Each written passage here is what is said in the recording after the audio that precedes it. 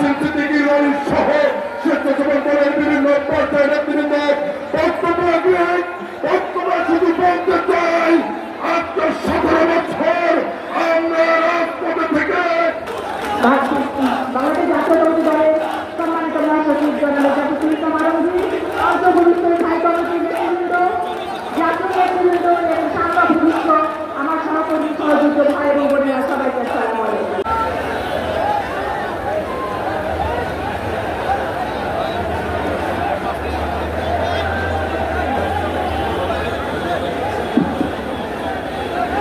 বিসমিল্লাহির রহমানির রহিম। অর্থাৎ একজন কৃষক থেকে রাষ্ট্রপতি পর্যন্ত প্রতিটি মানুষই আমরা কোনোভাবে শ্রম দিয়ে জীবন ধারণ করি, জীবন যাপন করি। বন্ধুরা আমার, এজন্যই শহীদ রাষ্ট্রপতি জিয়াউর রহমান বলেছেন, আমি একজন শ্রমিক। দেশনেত্রী বেগম খালেদা জিয়া একবার বলেছিলেন, একজন শ্রমিকের স্ত্রী হিসেবে আমি গর্ববোধ করি। বন্ধুরা আমার, আর সে কারণেই বিএনপির ভারপ্রাপ্ত চেয়ারম্যান আমাদের সাংগঠনিক জনক জনাব তারেক রহমান রাষ্ট্রসেবা জনগণের দ্বারে পৌঁছে এই দক্ষিণে যারা উত্তরে যারা আছেন বসে যান। শুভেচ্ছা বক্তব্য নিয়ে আসছেন বাংলাদেশ জাতীয়তাবাদী মহিলা দলের সংগ্রামী সভানেত্রী আমাদের সকলের শ্রদ্ধেয় আফরোজা আব্বাস শুভেচ্ছা বক্তব্য নিয়ে আসছেন।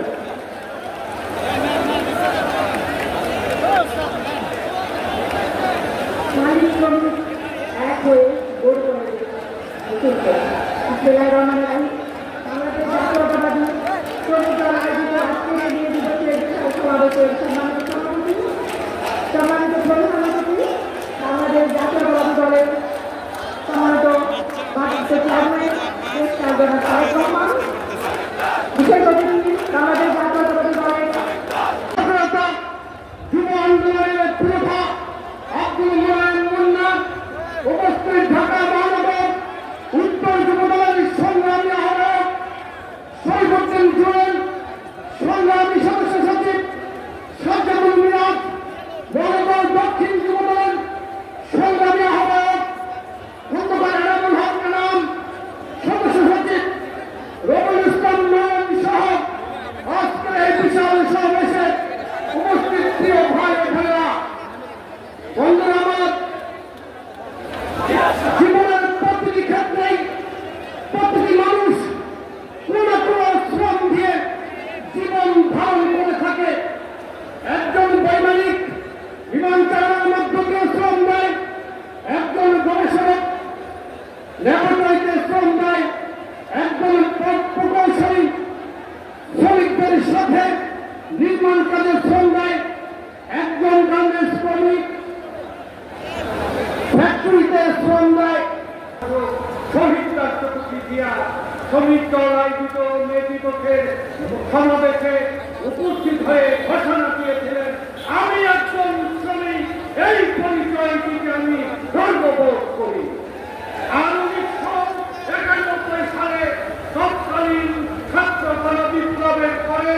দেশনেত্রী বেগম খালেদা জিয়া শ্রমিক সমাবেশে উপস্থিত হয়ে ঘোষণা দিয়েছিলেন, আমি একজন শ্রমিকের সহকর্মী। এ কারণেই বাংলাদেশের শ্রমিকের অন্তরের মা, নয়নের মণি হিসাবে আজকে স্বীকৃত। তারই পরম্পরায় শহীদ জিয়া খালেদা জিয়ার উত্তরাধিকার বাংলাদেশের প্রাণ তারেক রহমান 2 বছর আগে থেকে এই শ্রমিকদেরকে সংগঠিত করার জন্য পথে প্রান্তে প্রতিটি কর্মসূচি মনিটরিং করছিল। তারপরে তাকে 2 বারই আমরা প্রস্তাব দিয়েছিলাম, উনি বলেছিলেন বিশেষ সময় শ্রমিকদের সমাবেশে আমি অংশগ্রহণ করব। 2025 সালের মে দিবসে পরম্পরার নেতা তারেক রহমান এই সমাবেশে অভিষেকের মাধ্যমে বাংলাদেশের 18 কোটি মানুষের 12 কোটি ভোটারের 7 কোটি 35 লাখ শ্রমজীবী মানুষের অন্তর আজকে জয় করার জন্য আজকে শহীদ জিয়া খালেদা জিয়ার পরে তারেক রহমান প্রধান অতিথি হিসাবে তার এই বক্তব্য আমরা ধৈর্য ধরে শুনব। আমি আজকে এই সভার আমি প্রস্তাব করছি মহান মে দিবস 2025-এর ঘটনা মে দিবস দিচ্ছেন আর 2000 অবিলম্বে জাতীয় সংসদ নির্বাচন চাই, উনি শেখ হাসিনার বিচার চাই, সকল প্রতিষ্ঠানের এগিয়ার সেন্টার চাই, বন্ধ শিল্প চালু করো, নতুন শিল্প গড়ে তোলো, আউটসোর্সিং বন্ধ করো, স্থায়ী পদ সৃষ্টি করো, অবাধ গণতান্ত্রিক ট্রেডের অধিকার চাই,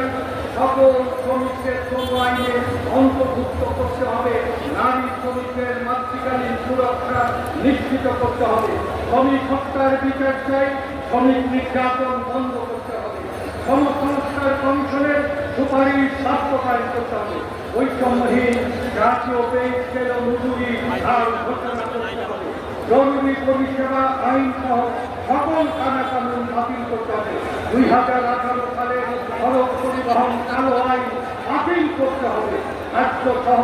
নিত্য পণ্যের দাম কমাও, শ্রমিক বাঁচাও, মানুষ বাঁচাও, সকল শ্রমিকের ডাটাবেস তৈরি করে অন্য বাহিনীর মতো বাংলাদেশের সম্পদ এবং পণ্য সৃষ্টি